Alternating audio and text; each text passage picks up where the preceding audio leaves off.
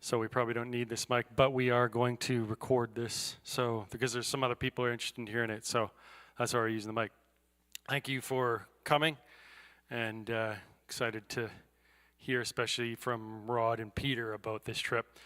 I was just going to quickly say, I've been on 3 of these trips down to El Salvador with Shelter, and one of the coolest thing about it is seeing a family, which is often like a single mom with kids, get a new home. So like here, homes are at least like $500,000. To raise a home to go to build one in El Salvador is like $3,800, which sounds like quite a bit of money to raise.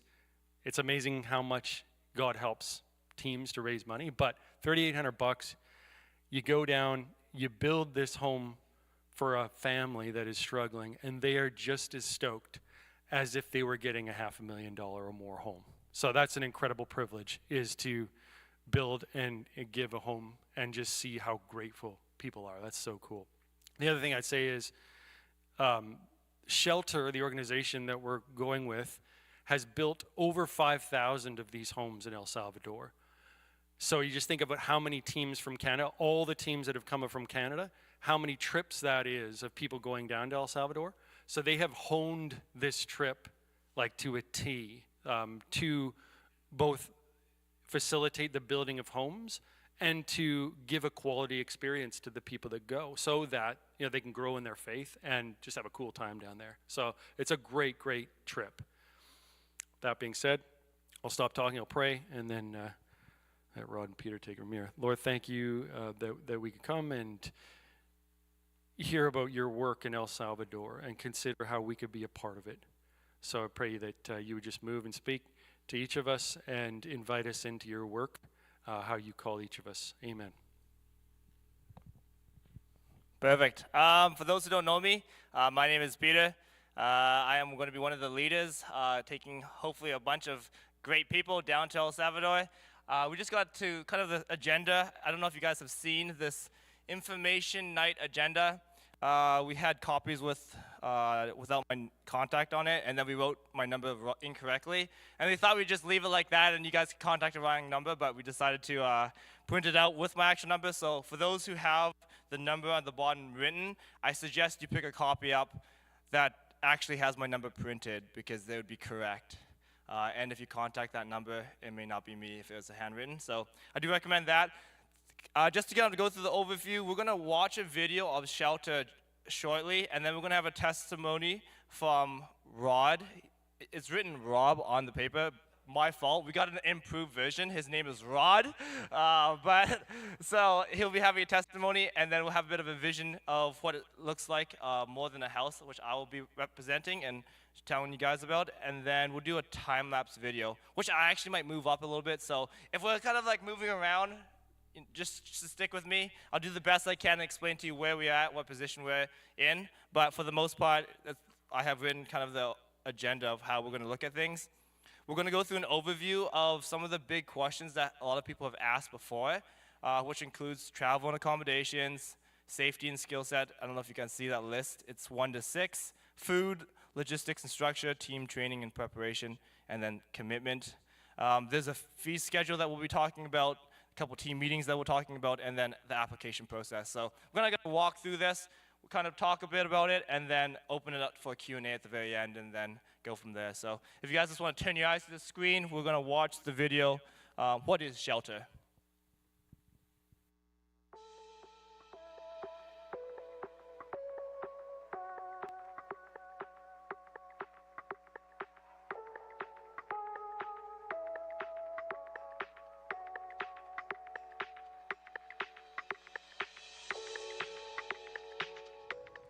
Cuando piensas en El Salvador, ¿qué imágenes te vienen a la mente?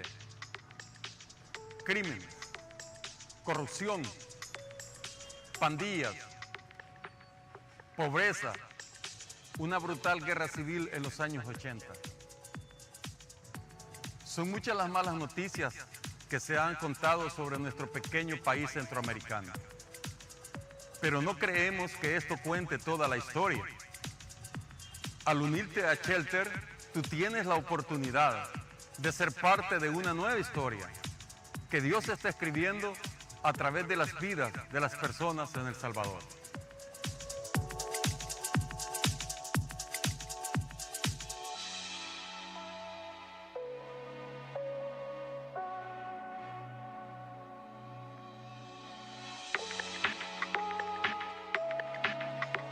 Shelter has been serving alongside the people of El Salvador for more than 20 years now. And we are passionately committed to seeing lives changed as we show God's love, while providing homes in many of the most marginalized communities in this small country. But not only that, we believe that your life may be impacted as well, as you get to build relationships and work alongside some of the most amazing people.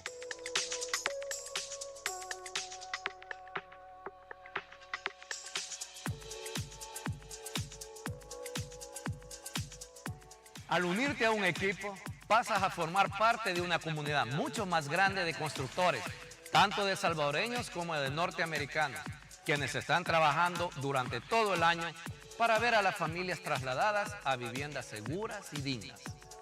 Un personal a tiempo completo de 40 salvadoreños se encarga de desarrollar liderazgo comunitario, seleccionar y preparar familias y poner todas las piezas en su lugar para que tu equipo venga y se integre sin problemas a la misión a largo plazo de Shelter. Y aunque hay muchos detalles para organizar, realmente vemos estos como oportunidades para estar en comunidades, conviviendo con familias, creando conexiones con ellas y compartiendo el amor de Dios a través de nuestras palabras y acciones.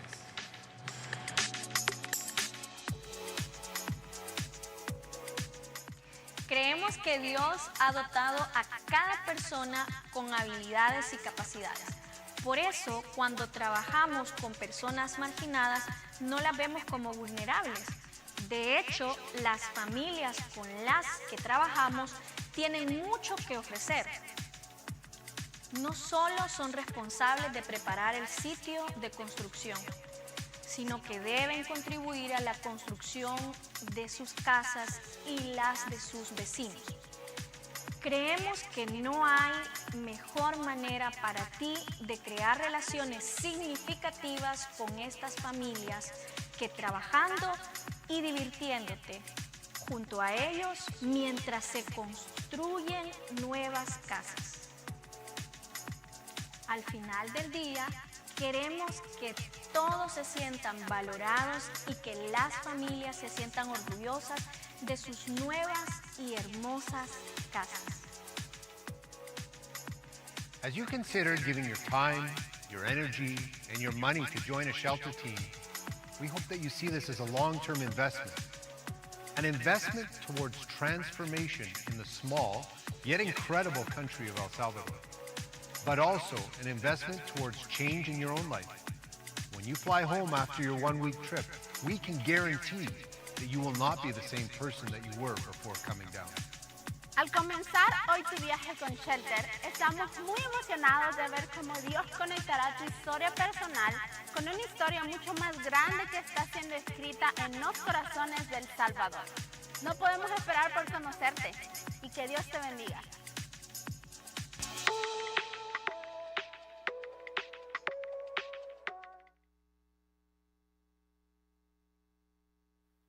Hello? Oh, I'm back. I'd like to call Rod up for his testimony of his experience. Rod, I think it's Rod, right? One. We'll go with that. Appreciate it. Hey, everybody. My name's Rod. Rob, whatever you fancy. Just a testimony of what it was like down there. It was, it's like that fella just said, it changes your life. It's a life-altering experience. So when this all comes together, if anybody out there is able to make the trip, you will find that all out for yourself. So it was an amazing experience. And when you go down there, I had no idea. You hear about it, see it on TV, but when you experience it in person, it's really a whole different experience. And to see what these houses do for these people is probably the greatest part of the whole experience. You're taking little kids and they're not sleeping in the dirt no more. When it rains, the roof's not leaking. Like, I mean, that's just the reality. These people, it rains and everything gets wet. You know, their floors turn into mud. And I think probably one of the biggest things is I couldn't imagine, especially for the single mothers, going to bed at night and you can't even lock your doors. Can't lock your doors, you know, can't lock your windows. They get one of these little houses that the windows lock and the doors lock. And it's hard for me to even imagine what that must be like for these people to go to bed at night now and be able to lock their doors and windows. It's not a great place to live, like to grow up. I wasn't experienced any of that, but apparently when the gangs were running wild there, it was a nasty place. Nasty place to be, and these people went through all that. And not being able to lock your doors and windows to me would be huge for any family, never mind single moms with kids. And you know, they get these houses and they can lock their doors and windows, and much safer environment for them. So I mean, it goes a long ways into making that family more complete. And not a big thing. I mean, that's just something I think that we all take for granted, but they don't. So it's a good cause to go down there and build these houses for these people. And I think the big winners are us.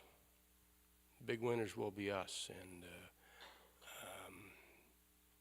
it was a really kind of a rush trip when we were down there, but the people are amazing. Like, that was one of my I just love the people. They're different than we are. And one of my favorite experiences was we'd stop at the supermarket once in a while. I forget what they called that place. Super Selecto, yeah. And we could go in there and get some groceries and stuff for the hotel room, and I just like walking around and they're waving at everybody, going hola, hola. That's the only word I know. Hola, hola. And everybody just so happy, you know. They're hola back, and they're probably thinking, that stupid guy comes from, but whatever, we'll hola him back. But hey, it was fun, right? It was a good time.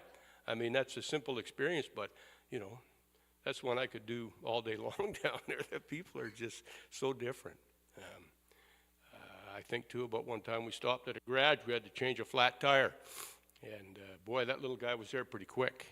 I guess he's seen his busload of he knew we were tourists, obviously, and he come over there and he was wearing these for your steering wheel, you know. He had a bunch of them hanging around his neck, and he had car fresheners, and he walked up to me, and there were some people there saying, oh, you got to watch him, you know, he's going to probably try and sell you something. I thought, ooh, that'd be awful. He tried to sell me something, you know. Here's this little kid, and he knows a lot more English than I know Spanish.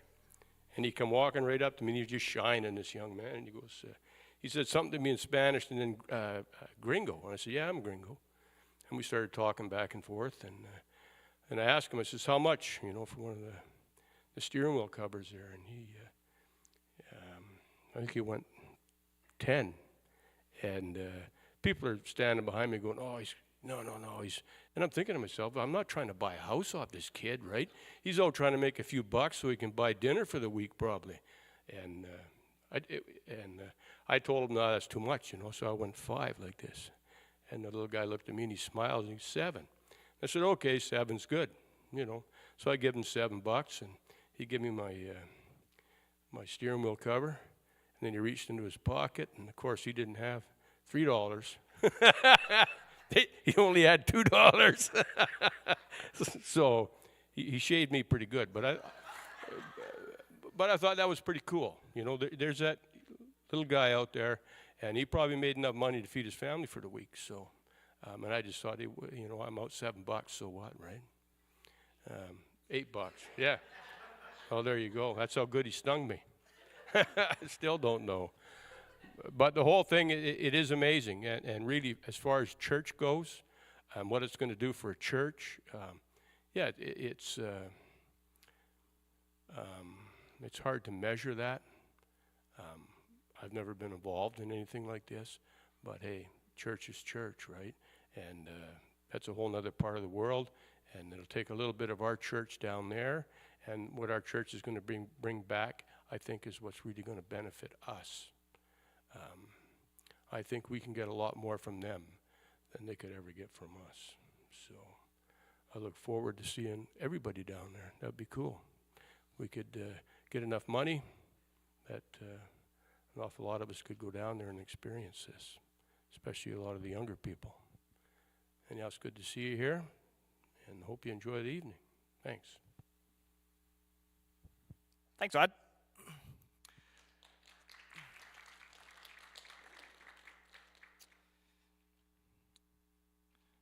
Everything is shut down, so just 1 second.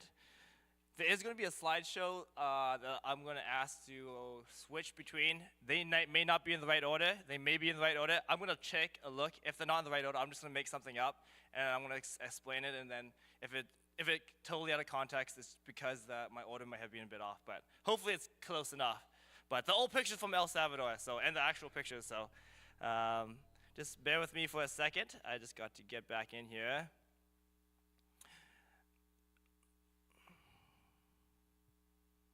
All right, so more than just a house. I think Rod hit that one on the head in regards to what a house looks like for El Salvadorians.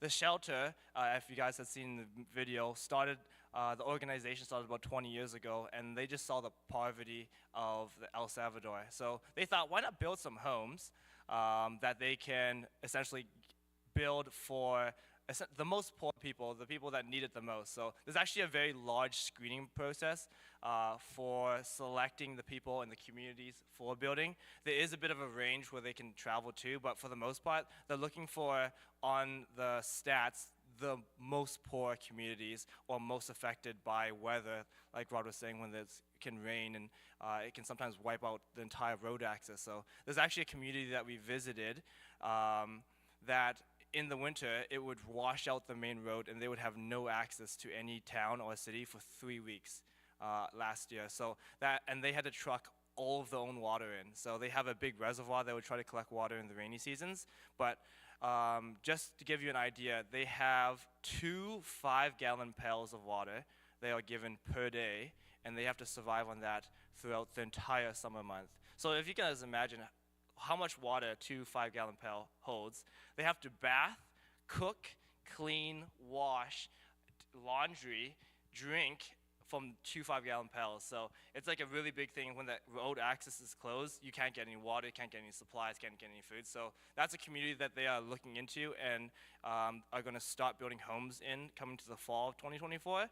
But like the poverty is a real thing. Like it is crazy. I could not believe when they said, yeah, we have about 2 of these pails, which are about 5 gallons here, and that's what they use for the entire day. So that like shocked me, like how much we take for granted the fact that we can just turn on a shower and take a 30-minute shower at the end of the day, you know? So, I mean, I don't take 30-minute showers, but some people might take 30-minute showers, right? Only 2 minutes, okay? Yeah, so I just want to go through a little bit more of what the house looks like. Security was a really big thing in El Salvador, especially single parents, parents with small children, or especially small girls. There's an issue of abuse over in the country, and so being able to lock your homes and lock your family in at night is a big thing. There was a civil war too that was there for 12 years, so again, security has always been one of those things that has not been taken advantage for because they rarely have it. Some of these homes were made, I think we have a picture. If we can go to, yes. So this is an example of the exterior of a house. It pretty much is just like metal screwed, and like, when I say screw, I use that word lightly because sometimes they don't have enough screws, so they'll put like 4 screws per panel. And if you go to the next picture, I think, yeah, so you can just see this is in the outside, but there's like holes everywhere. There's inside of one of these homes, they have like the cooking thing. All that black is soot from the cooking. And they do a lot of like deep frying and stuff like that, so it like covers the entire house. The entire side is just all black, so not the greatest living arrangements by any means. The other thing they also noted when I was over there was they talked about how fragile these homes are. So this is like actually one of the better built homes because they actually have metal on there. There's like homes with like wood and dirt and like just tied together. One of the things that I've talking to the families that have had these homes built for them is that they don't have to worry about the house falling over in the rainy season. Like, can you imagine your family living inside a house and then you as a parent wondering, this house may collapse on us at any point in time, right? So like, it's quite a serious thing over there. And so when Rod was talking about like the hope and the peace that it brings to these families, it's a huge thing. Being able to have a house that they know can survive the storm and the wet seasons without being washed out. So that's one of the big things that these homes provide for these families. One of the other things is, so Shelter has built over 5,000 homes, and I can't remember what the next slide is. Hopefully it's, okay, this is great. This is an example of one of the homes built. As you can tell, it's all done in metal. So it's aluminum, essentially, so it doesn't rust out there because the weather is so humid. Rusting is a big thing. So they have aluminum paneling on the sides, aluminum frame in the center, and then they pour like a foundation. So this is like, they have this dialed in. After 5,000 of these, the system is like, they have it like, it's streamlined. I was really intrigued by how they were going to build it with a bit of background of construction experience, and how they did it was like, this makes a lot of sense. So I was really cool, and it's really cool to build alongside. But this is a pretty good example, as you can tell, or maybe not tell. The black little section in the corner is a window. They have locks on the inside as well as the door has locks. And then they'll pour like a little concrete floor system and put some bricks to close the bottom up as well. So if you can go to the next slide. Okay, great. That's, yeah, the other thing I wanted to note with these homes is that it brings a lot of hope to the community. So how Shelter works is they'll pick a community that they are looking for, that really has a lot of need. They'll go to that community. They do a whole bunch of surveys. They interview everybody that comes that wants a home. They'll come and interview them. There's actually a really big screening process in El Salvador to make sure that these homes go to the families that need it the most. One of the big things that they also do is that they build a lot of connections with the community. So with the community leader, they'll come in, they'll meet the community leader, they'll go and they'll meet all the families, and as they are building, because it's a long process, some of these communities they'll build in for 1 or 2 years, and they build, I don't know if you noticed in the video, the families help each other build these homes. And so not only is it building the connections with the families locally, it's also building the leadership in the community as well with other El Salvadorians. So it's actually a really cool process. There's a lot of connectiveness between not just El Salvadorians, but Canadian volunteers that come down, and also with the locals in the community specifically. So, yeah, so that's kind of the house. I'm gonna move into travel and accommodations of an overview. This is the example of, these are all the drivers actually from over in El Salvador. I don't know if any of you guys has ever driven in like third world places or whatnot, but let's just say rules are like suggestions. So there's not really any stop signs or like lights or anything like that. You just kind of drive, and I don't know how no one crashes every time we drive out there, but these guys keep us safe essentially.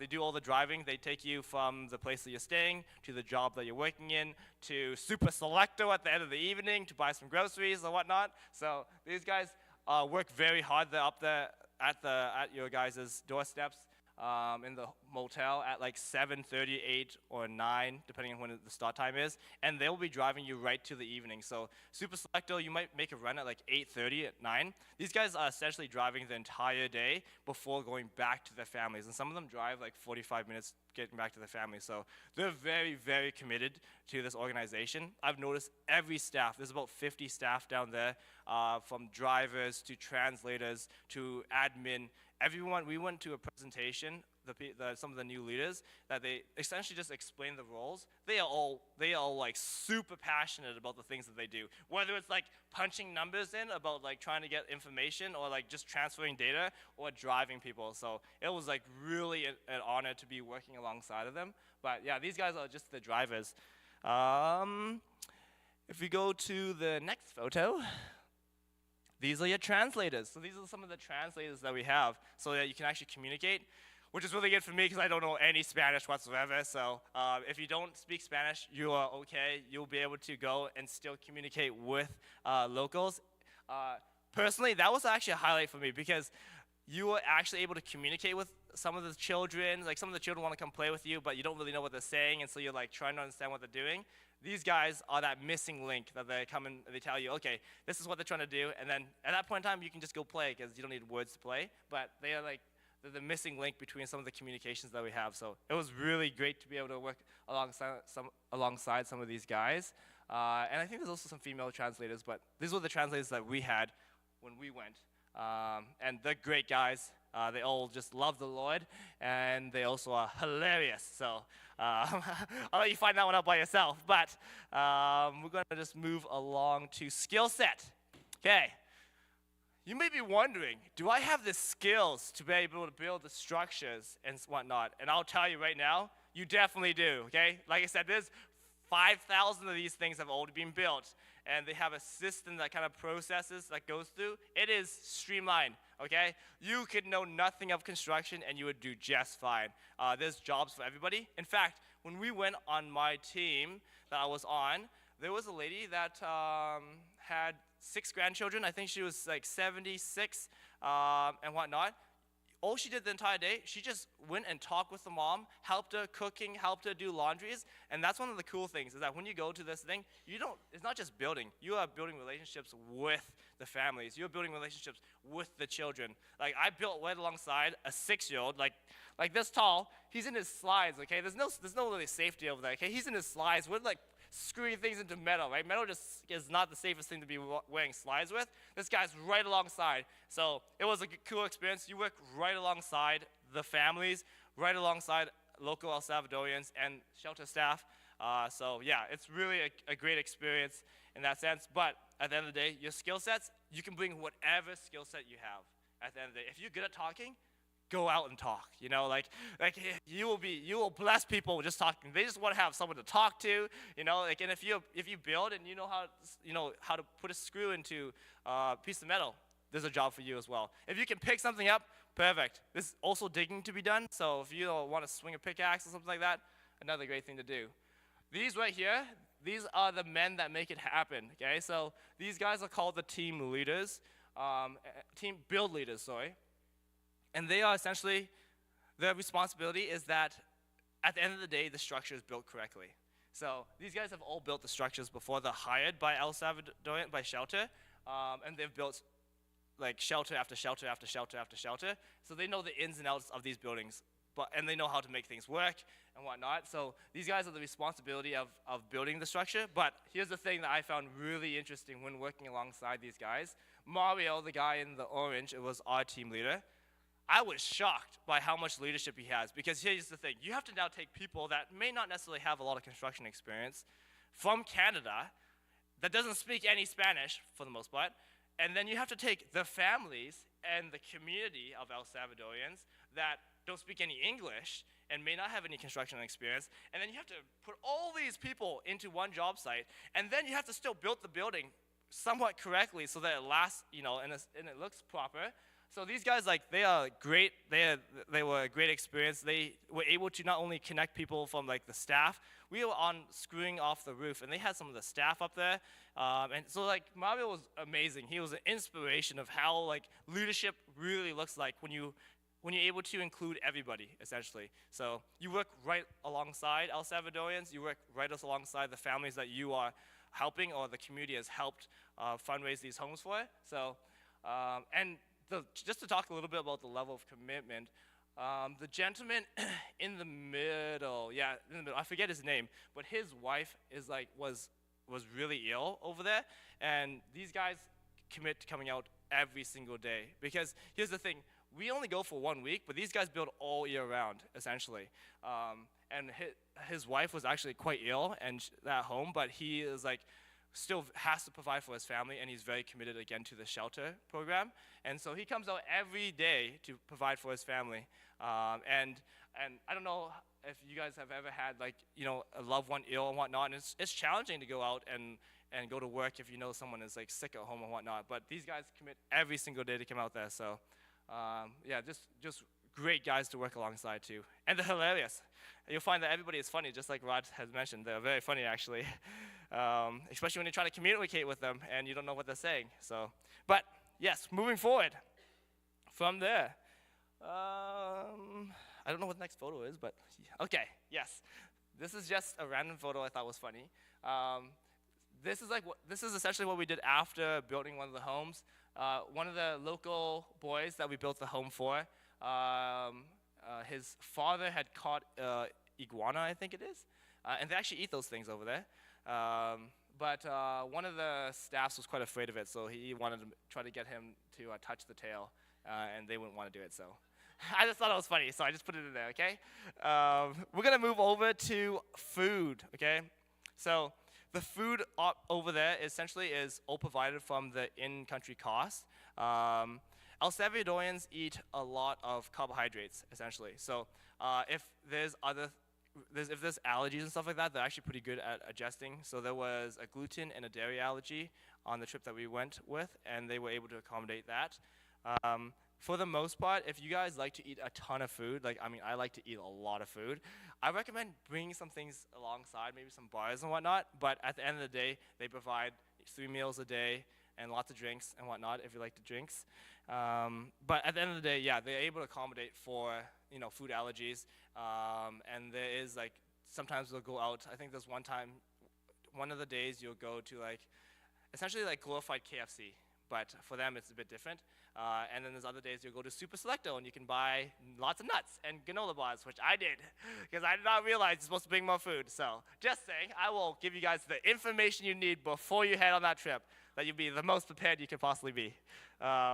But yeah, for the most part, food is, allergies can be adjusted, but it's kind of also a bit difficult too. So just understand that, like, when you're out building, you're typically pretty remote. So the main staple is peanut butter and jelly sandwiches for the lunches.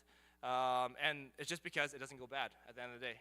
They tried doing other things, and it was like just going bad, and you don't want to poison your entire team on the first day while you're over there. So PJ sandwiches was the way to go, and whatnot. So yes, I'll tell you, I have eaten a lot of them. Let me just say that. We're going to move over to logistics and structure. So I have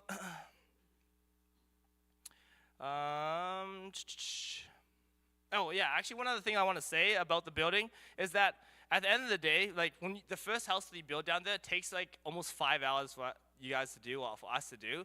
It's because everybody's just still learning. These things are like Lego at the end of the day. It's a smooth system. Once you get the system down, these things fly. So I think on average it's like 4.5 hours for the first house the team builds, and the last house like 1.5 hours. So like, you can crank these homes out. I don't recommend like just like doing it that fast, but that's how fast. That's like the typical speed that they will improve upon. It's like it just really, really climbs and whatnot. So it's really cool to be part of that. Everyone just like has the one thing that they do, and then everyone just moving around like ants. It's really fun. So, and yeah, even children. That's another thing I also want to say. Children participate as well. So there was actually a family that we had down there that had 3 kids. They were like, I think I have some photos actually. If we want to, I don't know. That's one of the translators.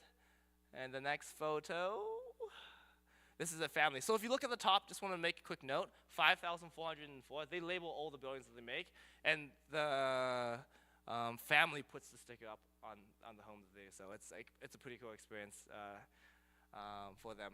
There's actually a commitment that these families make to building the homes. I don't know if you heard it from the video, but essentially they have committed to helping other families build, but they also have to put a $100 deposit USD for their own home. And that may not seem a lot to us, but that's almost 3 months of labor for them. So like, That's a big commitment. Imagine working for 3 months to put a deposit onto your home. Like, I mean, it's not like $500,000 house, like Pastor Matt had said, but it's a big commitment for them. So, yeah. So if you go to the next photo, this is just another team. That's the team that we built. So yeah. So this is Piper and this is Z for Ezekiel. They came as a family. So there is options for minors to come. And essentially, you just need to have a legal guardian or a guardian of some sort representing for them. So but there has been opportunities that families have come down. If you had, I don't recommend like really young children, just because there is still safety concern over there. Essentially, all you would be doing if you do bring your family down is like you'd be watching after your kids. So I recommend like they had said the ages is like 14 and up for maturity-wise, and then being able to participate and have some understanding of what this trip means and what that looks like. So, but that's been said, there have been families that have gone down there, and like these guys were right alongside, swinging a pickaxe and whatnot. So it was a really good experience. Okay, we're moving on to the structure and the logistics. So pretty much how this looks like, can you go to the next slide actually? Perfect. This is just a great photo. Has no particular reasoning for being in here. It's just a good photo. We're going to fly to El Salvador as a team. So you travel as a team, you move as a team. The only time you'll be splitting up inside the team that you've come with is when you go to different build sites. You don't have, like if there was a team of 15, you don't put 15 people on one build site, because not only would you be stepping on everyone else, it would just be too many people, and the house would be done really quickly. So essentially you go down, and you're going to stay at, it's kind of like a motel place. Everybody stays there. One thing to note is that if you go with like a significant other, it's split up, guys and girls. So you're rooming with guys and you're rooming with girls. One of the reasons they do this is that they want you guys to build not just connections with the El Salvadorians, but with also other people going on the mission trip too. So it's just what they do down there. And I found it really good actually hanging out with Pastor Matt and Rod. We had some great talks, slicing and dicing all day long. But we had some great talks after, if we had any energy by the time we got back to the bed. But it was a good time. It was a really good time. So what a structure looks like if you're going down there, it's about a week long. So usually it's like a traveling on a Saturday and then coming back on a Saturday. So you'll travel on the Saturday. You get there usually pretty late. You usually leave pretty early, and you get there pretty late on the Saturday. You're gonna travel to your stay location typically, unless it's like really far away. Then they'll might put you into a hotel and then move you to the location. Sunday, what it looks like, you're gonna meet the families, and you're going to meet the staff that you're working with. So you kind of do like a gathering. You meet everybody. We had a gathering, which I don't know if I had a photo of, but can we check the next photo? Nope, didn't have the photo. Okay, so you have a gathering with the staff, and then you go to the community and you meet all the families that you're building for. So you have like a so this is very random, but let me just explain to you what's happening in this photo here. So you build connections with everybody on the team. At the end of the day, you are doing something like crazy for God. You're doing something crazy for other people, but you're also like able to have like some time to just hang out and chill with some other people. This here, right here, is called the Bald Head Community. So they formed an alliance, okay, while we were over there. It only took them 2 days to do so. And exclusive. There was no one else allowed on that table except for bald heads people. So, like I said, you have a great time over there with other people as well that just want to serve and love others. So, so you're going down, you're traveling, you come to your hotel, you're staying there with your team, you wake up, you eat some food, and then you're going to go to your build site. Essentially on your build site, you're going to be divvied into teams. You're going to all be building one house in the morning. Everybody comes back, eats the glorified PB&J sandwiches. You get sent back out there, build another house, and then you come back in for the day. That's like day one. Day 2 and 3, depending on how it structures, looks very similar. You're building some more homes and whatnot. Typically how it looks like is that it's like pretty much a 1-to-1 ratio is what they have come up with. That means that there's enough houses to build for the duration of the week, and for the amount of people coming to volunteer. So what that looks like is that if there's not enough homes to build, you finish really early and then you're just like twiddling your thumbs because you don't know what to do. Or if you have too many homes, then you're stressed out because you don't get all the homes built. But at the end of the day, even if your home isn't fully built by the time section that you have, the build leaders help finish it at the end of the day. So you don't have to be worried about like, oh no, we're not finished in the time that we're done, and you have to stay late now, and you have to work right past your dinner, and you're not gonna eat any food till you finish. No, you guys will go back, you have your dinner, they'll finish their builds, and then you'll come back again the next day. So like I said, it's a bit slower in the beginning, it's really fast at the end. So yeah, 3 days of that, there is an option usually to go to like Super Selecto or ice cream, or it's in the evening. So like you travel as your team and you get options to choose from, and you just go out and you just hang out with your team. You go and you explore a little bit of the local places around San Salvador. San Vicente actually is what it is, the small town that we'll probably be staying in. And yeah, and then go buy some foods, get some ice cream, and just walk around. It's like usually cooler by that time, which is really nice to walk out there because it'll be warm. I'll just put that out there. It's not a cold country, okay? It's quite warm and you sweat a lot. So ice cream usually feels really good at the end of the day. Just saying. The other thing that we will also do down there will be a key ceremony. So essentially, they hand all the keys over to the families that you build for, as well as they will also hand Bibles over, and then you get to be able to pray with the people that you built with and whatnot. So really cool experience. They also do some funny games that really interact the Canadians with the El Salvadorian locals. Hilarious. I recommend you volunteer for those games every time. 10 out of 10 times will you have a good time. And that's like called the key ceremony, and that happens towards the end of the trip. One other thing that happens towards the end of the trip, usually have like a day attraction. So whether you go to the beach, there's like some mountains that you might hike, or attractions you might see in the city. You usually get to choose one of those options to do as a team. So the team will kind of decide that beforehand, and then you go out and you do an attraction. So it's like a bit more of a reward or a celebration or whatever you might want to call it. Something fun that you're not building in the heat. So it's a good time. One thing I do want to note with the structure is that for mission trips, you may think that like, you know, there's a group of us going down and we are just doing and creating our own thing with missions and like paving our own way with how this works. The really great thing about the shelter is that we are coming alongside a group, an organization, a team that has already been well developed and devoted to being able to minister and serve and love the Salvadorians over in San Salvador. So it really is a great opportunity that we can come alongside them and be able to serve alongside them, because we're really only there for a week and they're there for the whole year. So I thought that was really cool, and just a note to take. The team preparation and training, essentially we have 4 meetings, what will look like. For those interested, there will be 4 meetings over the course of the next 6 months. And we'll be going over the things you need for traveling, expectations, what you need to be completed, cultural differences, and there'll even be some information and sessions of like how to help poverty, just because it's quite a culture shock, and you may not realize it over here or through the videos and whatnot, but at the end of the day, there's quite a big culture shock of like the difference of what we have compared to what they have. And our first instinct usually is like, okay, we just gotta, you know, give them this and give them that, but it's actually like can be more detrimental to have that mentality that we must just give them things. One example that they have is candy.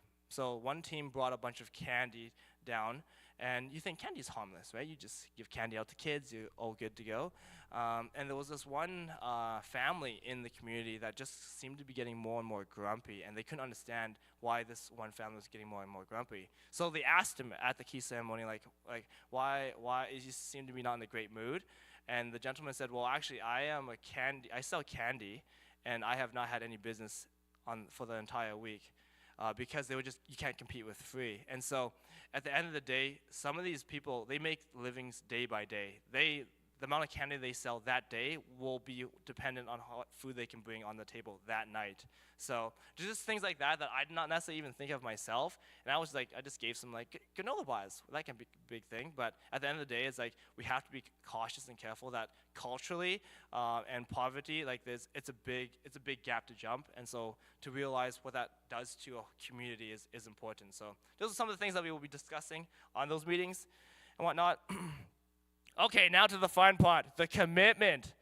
Just kidding. I just want to go over a couple things here. There is, I don't know if you guys have looked at the fee schedule. I've put the fee schedule out there. I want to say a couple things in regards to the commitment, essentially how it looks like. We've given you some dates for something called like the deposit due in the first team meeting, April 28th. So the thought is it's going to be 3 weeks for you guys to decide if this is something you are interested in doing. There's a level of commitment that has to be done because what happens is that we have to book flights and we have to get everything organized on the back end. So one of the big things is like there's essentially no pressure for anyone to join, but if you're committed to joining, we ask you to commit early. That's pretty much how it goes. And the challenging thing is that to commit late, it causes a lot of extra work, especially with the organization, because we have to figure out the flights, the in-country traveling, how many people are coming and whatnot. So, so we ask you to deposit, make it $250. Yes, $250 deposit. That will go to your travel flights. Essentially, it's non-refundable. It's a level of commitment that Shelter, who's been doing this for a long time, have noticed that when people do a $250 deposit, those people that make those deposits almost always come at the end of the day. So there's a form to fill out, essentially, and then a $250 deposit that is required for you to be part of the team, essentially. And then the team as a unit will go and fundraise. What it looks like, I know you've probably seen the numbers and you're like, wow, that's some high numbers. $1,900, by July 15th, and then the final $1,900 for the home. In case you didn't know, that home's cost, like Pastor Matt had said, $3,800 to build. So if it's a 1-to-1 ratio, it's usually the goal of a team to raise one house per person. It's $3,800 plus the in-country cost, which is roughly about $2,000. That seems like a lot of money, because it is. At the end of the day, like, there's no way to slice that and say that's not a lot of money. It is quite a lot to raise. However, and this is what I have, one of the benefits of going to the team leadership meeting, the team's leaders week with Rod and Pastor Matt, is that we went with a large majority of the team leaders from all around Canada that have been running these. Some of them 12 years. They've been doing these trips for 12 years. The number one thing all of them have said was every year they have always wondered, how in the world are we going to fundraise this money? That's the number one thing. They always ask themselves, should we lower the numbers, because it just seems so unrealistic at the end of the day. And not one team has ever failed to raise the money that they. So I just want you guys to know that God, not only are you building relationships with the people in the community here, and with the team that is going, you also realize how powerful and how God can move in people's hearts in a community to donate to something like this. And it's also a tax write-off too, so that's also always a plus. but yeah. So at the end of the day, it is a real thing. Like at the end of the day, it's a lot of money to raise. Like I said, I want you guys to know that not a single team has ever failed to meet the requirements of the homes. Not one team. I talked to almost 24 people over there from teams all over. They've raised anywhere from $250,000 for 1 week. And they have teams of 30 people going and whatnot. And not one time have they not made the fund. So it's a bit daunting, I know, even for me, just thinking of like how we're going to do this. But I think that's where we just have to trust God and have faith. So we're called to have faith and step out in faith. And I think that's one of the big things that we will be doing here. So yeah, if you take a look at the application package, we have a required form to fill out as well as deposit. You guys can fill out the forms ahead of time and do the deposits later. Well, actually, for those who are like just know that they want to go anyways, we can take your applications down tonight if that's something you guys want to do. If you guys want more time to pray about it, Absolutely. Again, April 28th is the cutoff time for being able to commit to doing this. And what that looks like for committing, it means you've done your application and you've done your $250 deposit, essentially. The dates that we're traveling on, which I did not put on here, and I apologize. If you have a pen, you can write it on. But the dates are January 4th to January 12th of 2025. So essentially, it's the first Saturday to the next Saturday of January. And I thought that would be hopefully a good time because you'd be finished your Christmas things and it'll kind of roll right into it before everything else gets started again. But besides that,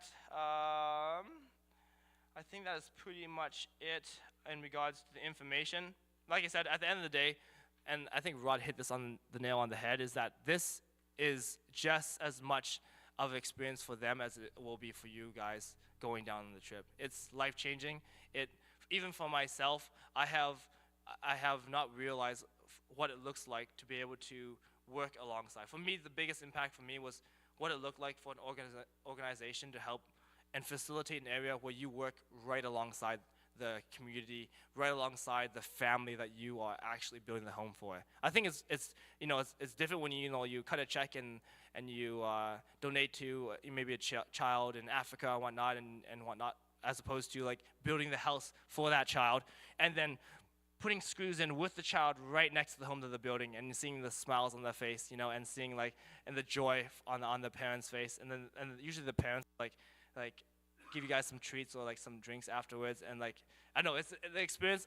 I think of it, if Jesus walked the earth today, it would be something that he would be doing. He would just be going and working alongside people and just sharing and loving and building and hugging. I think that's one of those things that it was a great experience to be part of. So I hope you guys will also consider being part of that experience as well. And again, no pressure.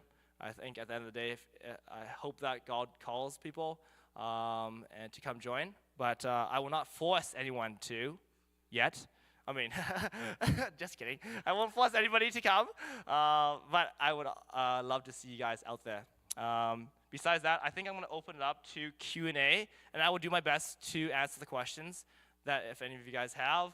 And if I don't have the answer, let me get your contact information, and I will get the answers and then give you guys the correct responses. So, any questions? Yes. Okay, so there's two different types of fundraisings: group activity fundraisers as well as like individual fundraising. So I have the links, which again is not really helpful because it's like in Word format and not like a QR code and anything like that. I can send you the link that you can share with friends and families or businesses that essentially gives you an opportunity for them to donate. It's a link to a page that. Yes, thank you.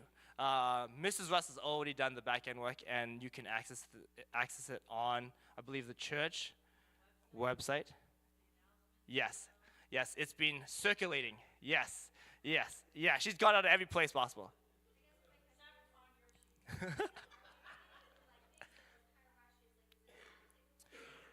So we have one major fundraiser, and that will be a live auction planned. Well, not the dates-wise, but that's kind of like one of the main big fundraisers that we're planning on doing. Essentially what the thought was, we'll get an actual auctioneer. And we talked to, 24 other team leaders that have fundraised millions of dollars. And one of the biggest things that they found successful is doing a live auction.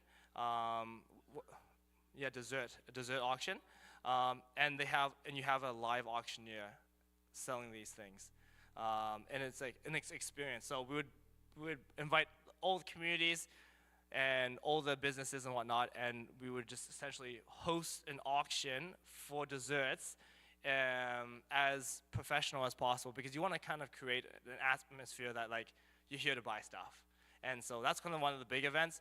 We have not really considered yet doing smaller things, just because it's a large level of commitment, and often not for the level of commitment, the return isn't always there. So we're trying to make sure that we understand that people are busy, and we want you guys to be participating in events that have the biggest impact for fundraising money. The second options are obviously personal. You talk to people in your connections.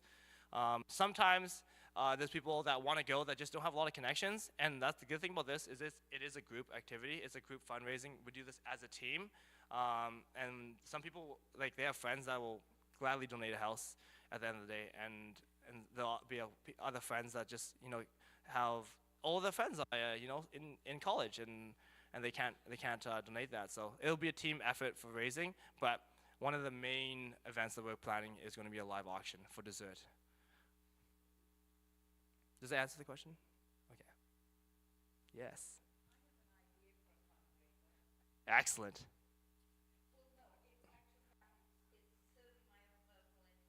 Oh, even better. I like double motives. Don't worry.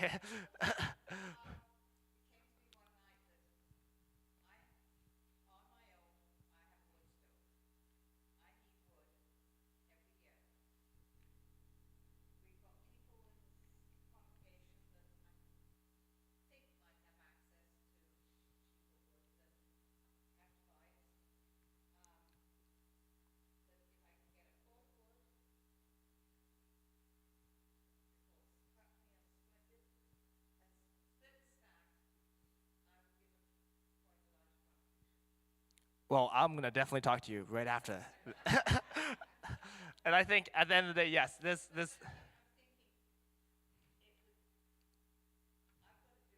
Absolutely. Absolutely.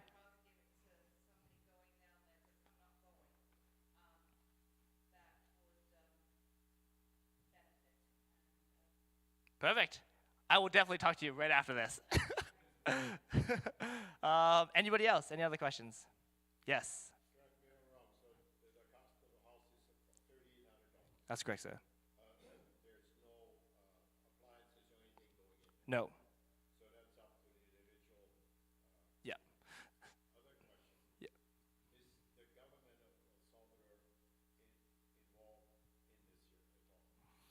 So, we have sat in actually some of the leadership meetings.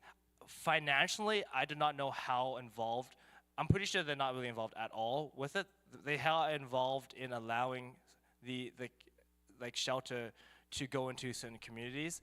I don't think financially they're really supporting that. I will double check to make sure, but from what I've seen and heard, they are not supporting them.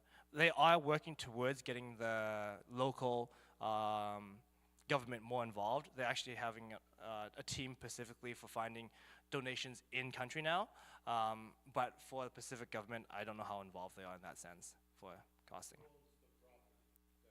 That's actually a great question. So it actually is not always the people that we're building for it, but it was still somehow in the family. So for example, one of the homes that we built, the land was the uncle's, and they have the permission from the uncle to build on the land. The thing is that the home and the home itself is signed to the family. So if the uncle, for whatever reasons, ever sold the land, that house is still the family's, and so they are legally owning the house that has been given to them.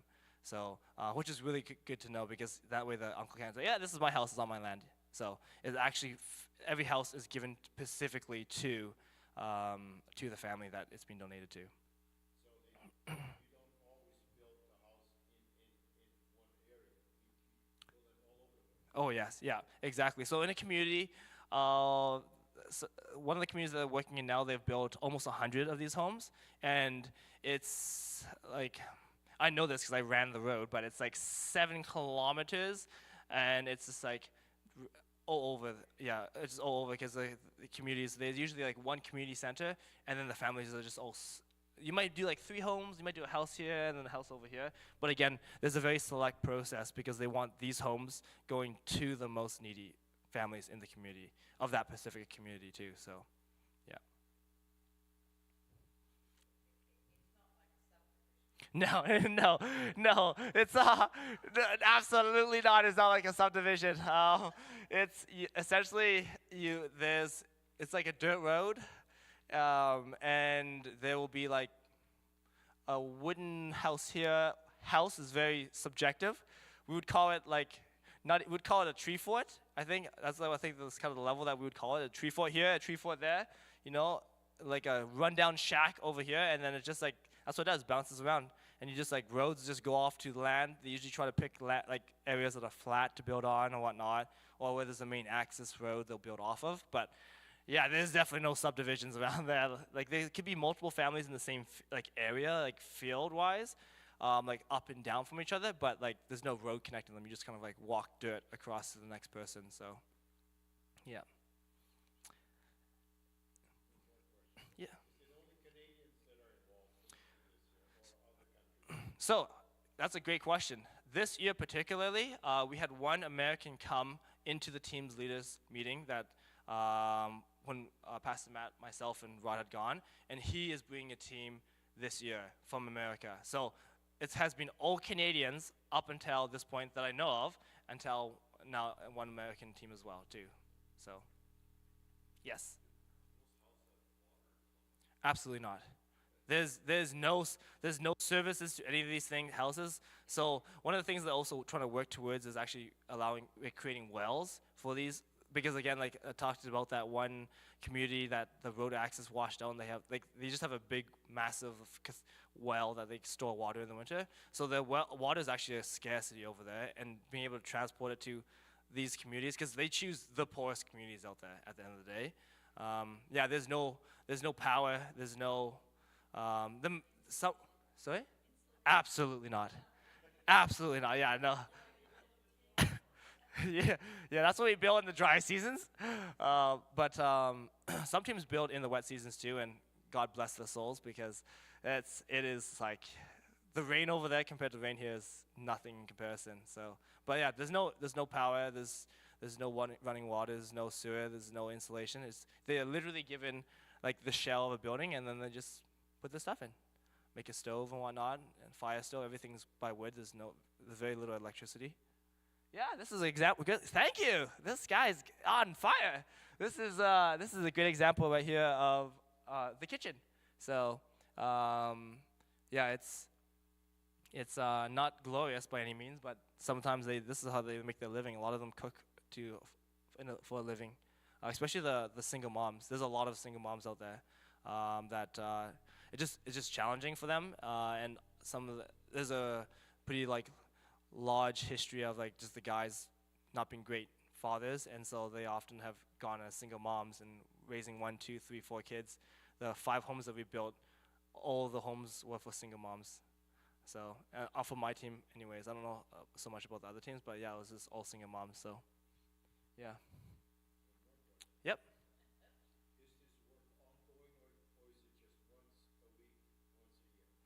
This work is going through the whole year. So we'll be 1 week of that year. Essentially, all the team leaders pick different weeks to come on, and when we're not building them, the locals will build them themselves. So yeah, it's a all year thing. Yep.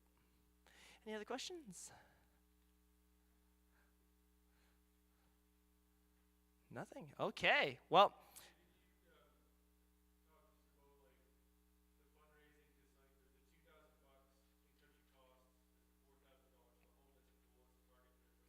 Yeah.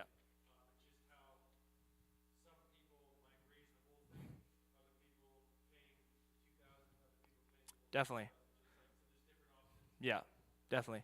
So, thank you for that.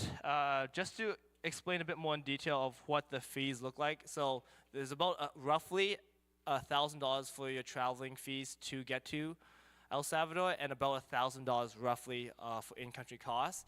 That is separate from the bill. The bill is $3,800. Some people want to just not donate or not fundraise whatsoever, and they'll just pay for out-of-pocket for the build or for an in-country cost. Some people want to pay for the in-country cost but want to fundraise for the home. And so there's options from that sense where you can decide, okay, I would rather pay out-of-pocket for the in-country cost and for the travel, but I want to fundraise as a group or as a team or as an individual for the builds. And some people are trying to fundraise just for the homes or for everything. Some people, financially can't afford or to fundraise, can't afford to just pay for the in-country costs or for the travel tickets.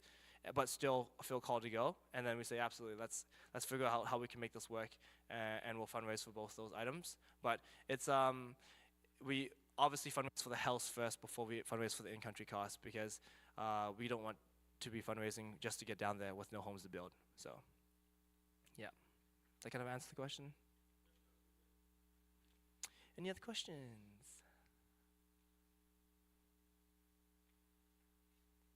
Okay, perfect.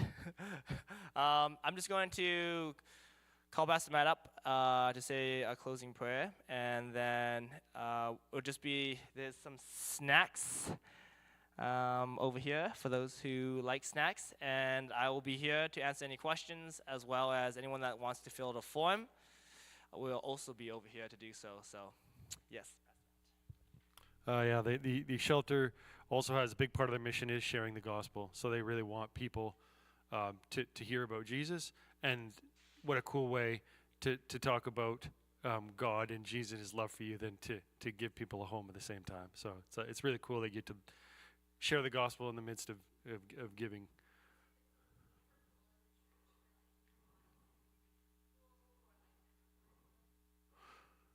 Yeah. Yep. So I had talked with the team. They said roughly for newer teams that come out, it's usually around 15. We would love to see obviously more people if possible to go out than 15. So 15 equates to roughly $93,000 to raise. So it's gonna be a great journey. I can't wait to see all of you on it.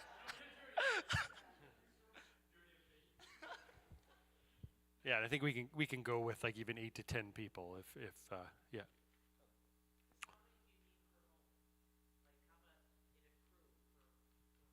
It's roughly about 3 to 4 Canadians, and then they mix them with El Salvadorians as well as with locals. So you end up with like 8 to 10 on the job site of all sorts of skills and abilities. But on site from Canadians, roughly 3 to 4. So that's why a group of 8 works still. A group of 4 would be pretty small, so hopefully we can get some more involvement. You know what I'm saying? But yeah. So anyone from like 8 to 15 is kind of what we're shooting for. So how come all the questions come out afterwards? Just kidding. You can. Go ahead. Doug.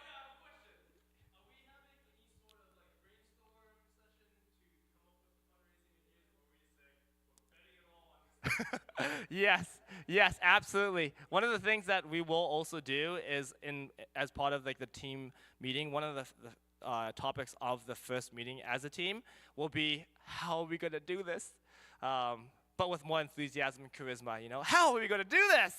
So, but yes, absolutely, we're gonna have to figure out a plan.